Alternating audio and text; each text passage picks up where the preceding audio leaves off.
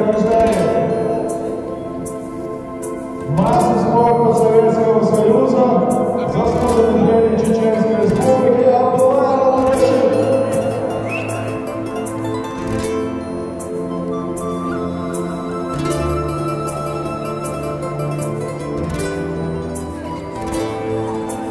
Baydegne xerstaş yu alu Bay irsa deyine dü Lar yayla hovez çudalla Busul basa nokçiçü Bagdakhna bersan nagila Valla loy mahiyajası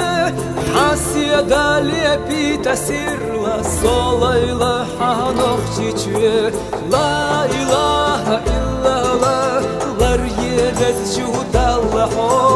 La ilaha illallah Busul basa nokçiçü